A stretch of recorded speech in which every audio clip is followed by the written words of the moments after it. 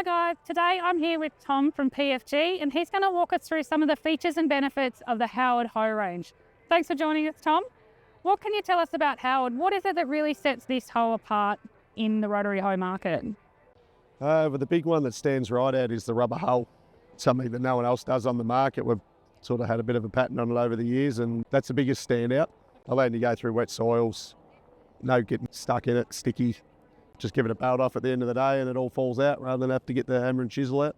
Yeah, okay. And is that particularly bad in certain soil types or just in general a problem people have? Yeah, it can be different soil types. One of our largest markets for it is sugarcane in North Queensland, which is just very wet environments. But then you find a lot of black, sticky soil country or grey soil country that really only needs a couple of mil of rain on it to make it pretty slick. It just allows farmers to start cultivating early and finish early. Sure, okay.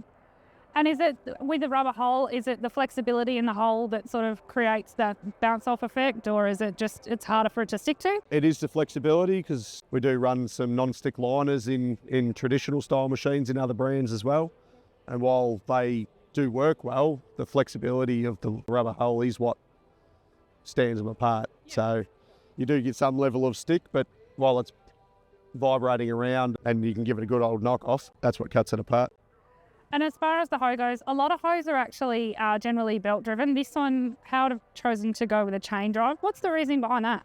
The chain drive's just something that's been around in the Howard Hoe for a long time, like back from the original. Yep. Some people like it, some people don't. Okay. It's a simple system, allowing if you do end up with a jam and a breakage, it'll bust a link and it'll fall to the bottom and cause no further dramas. You can put another link in it, replace the chain, and off you go. Whereas in your gear style, something jams, jobs, you generally end up having to replace a couple of gears and it's quite expensive. It's more of a simplicity thing than anything else. Okay. And then with the range, so Howard do two models. There's the AH and the CH. Can you tell us a little bit about how they differ and what their applications are? Yep. So it comes as it's mostly a horsepower difference between the two, because they do share a lot of similar components in the headstock, and the rotors and blades are all the same. The AH model is rated up to 200 horsepower. It's a single side drive, so it drives from one end, whereas the CH is rated at 300 horsepower and then it's dual drive. Yep, so a split rotor with drives on both sides. Yep. And that just distributes the power a bit better, does it? Or? Yeah, it distributes the power better, but allows you to go to wider widths. So the AH model runs up to 4 metres, and then the CH starts from 4, goes up to 6.2. Yep. And obviously these come with a really heavy duty frame. One of the optional add-ons for these are a front toolbar. Can you walk us through a little bit about that and what can go on them and how they work? Yeah, so in the toolbar design, it allows you to add on or customise the machine to suit yourself, whether you're going to build fertiliser hoppers on, or a popular one that we do sell as an option is front rippers. Most people are pretty aware of the clip-in front rippers, but that does set your rotary hoe back quite away from the tractor. You require a longer PDO shaft. The ripper's been fit right at the front of the toolbar, brings it nice and compact, so you don't end up with the weight leveraging the tractor. So you can get away with using rippers with a smaller tractor just for that weight distribution.